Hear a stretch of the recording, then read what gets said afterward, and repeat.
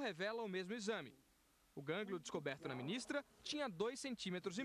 Os linfomas são divididos em duas grandes categorias. O linfoma Hodgkin, ou doença de Hodgkin, responde por cerca de 10% do total de casos. Atinge, em sua maioria, jovens e pessoas de meia idade. Os outros 90%, incluindo o caso da ministra, são linfomas não Hodgkin.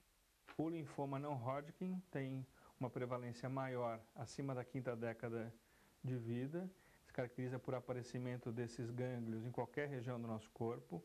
Em geral, a maior prevalência é acima do diafragma, na parte de cima do corpo, no pescoço e nas axilas.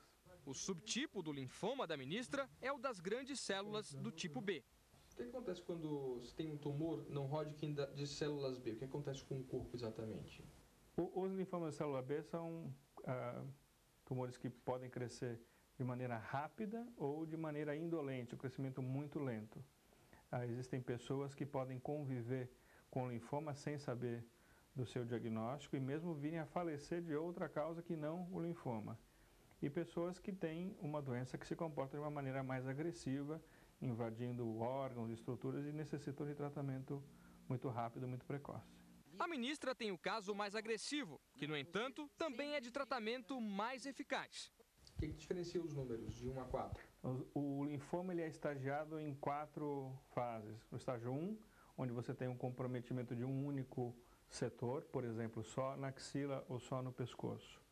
O estágio 2, onde você tem o comprometimento de 2 setores, por exemplo, pescoço e axila, mas ainda acima do diafragma. O estágio 3, quando você tem comprometimento acima e abaixo, por exemplo, pescoço e virilha. E o estágio clínico 4, quando você tem comprometimento ou de medula óssea, onde nós produzimos o sangue, ou comprometimento de outro órgão, como fígado, pulmão. Além do estágio do linfoma, outra classificação é feita pelo aparecimento ou não de sintomas. E as letras A e B? E você classifica em letras A e B. A letra B significa que há febre, perda de peso inexplicada, sudorese noturna ou prurido ou coceira no corpo. E a letra A classifica pessoas que não têm nenhum desses sintomas. A ministra está no estágio 1A, o primeiro de todos, sem aparecimento dos sintomas. O linfoma foi descoberto há 177 anos pelos cientistas, mas as causas ainda são um mistério. Os pesquisadores sabem apenas que infecções por alguns tipos de vírus, exposição a agrotóxicos e predisposição genética são fatores de risco. O tratamento do linfoma exige a realização de quimioterapia. No caso da ministra, são 6 sessões de até 3 horas cada, com intervalos de 21 dias entre uma e outra. Ao todo, 4 meses de tratamento. Dilma Rousseff já está usando um catéter como esse, implantado na altura da clavícula. É pelo tubo chamado de Port-Cat que os medicamentos serão injetados, ou seja, a quimioterapia.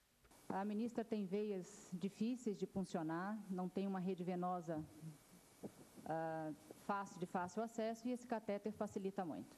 Para avaliar as chances de cura, os médicos usam uma tabela, chamada de Índice de Prognóstico Internacional, e atribuem pontos às seguintes variáveis: idade, resultado do exame de sangue, mobilidade, estágio da doença e a existência ou não de nódulos fora dos gânglios.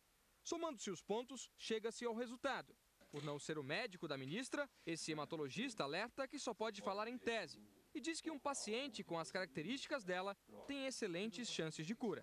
Considerando essas variáveis, o linfoma, que é considerado de excelente prognóstico, não é? Que é aquele que é o detectado rapidamente, como foi nesse caso, ele tem um índice de cura que varia de 80% a 94%. Após o fim da quimioterapia, qualquer paciente tem de se submeter a controles. No primeiro ano, a cada 3 meses. Esse intervalo vai aumentando de forma gradual. Depois do 5º ano, o controle passa a ser feito anualmente, porque um risco mínimo de reincidência da doença nunca pode ser afastado. Num paciente padrão com esse tipo de linfoma, a possibilidade de que o câncer se manifeste até 4 anos depois do fim da quimioterapia é muito baixa. A chance é muito pequena, ela varia de 6% a 20%. Na coletiva de ontem, um dos médicos da ministra disse que as chances de cura, no caso específico dela, são superiores a 90%.